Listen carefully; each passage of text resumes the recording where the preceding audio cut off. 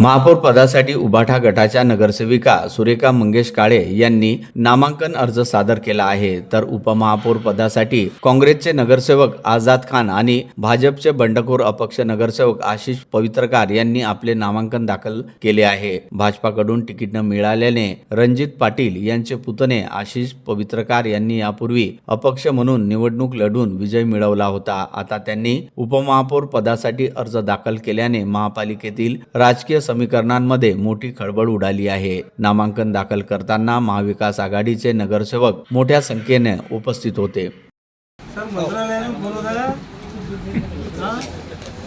Sir क्या बात है आपको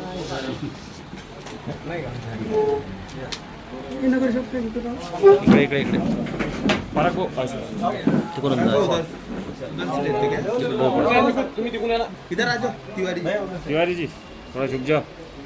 फरक बहुत थोड़ा दिखला सर का फरक बहुत थोड़ा सा सर थोड़ा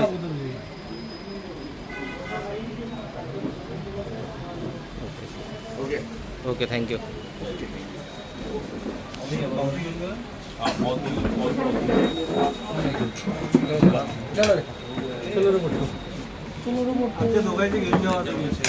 काहीच विषय नाही बाबा।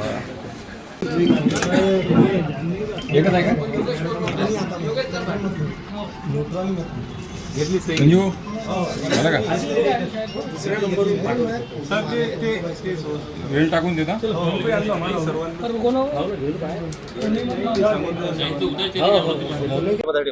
मी उपमहापौर पदासाठी अर्ज भरलेला आहे आणि सर्वांची इच्छा होती की बा मी उपमहापौर पदासाठी अर्ज भरावा, म्हणून त्या हिशोबाने मी उपमहापौर पदासाठी आज अर्ज भरलेला आहे। अकोल्याचा विकास करायचा असेल तर महापौर ओबीसी खुललेला आहे महिला, तर मग उपमहापौर पदासाठी सर्वांनी म्हटलं की बा तुम्ही अर्ज भरा। मी अपक्ष म्हणून अर्ज भरलेला आहे आणि आता तसाच जनतेचा जो विश्वास आहे तो कायम ठेवायसाठी मला सर्व बाकीचे जे आहेत त्यांनी जर मतदान केलं मी उपमहापौरसाठी राहील आणि अकोला शहराचा विकास करेल। इतर पक्षाकडून काही आपल्याला नाही, आता ते बघू, अजून काही नाही कोणासोबत काही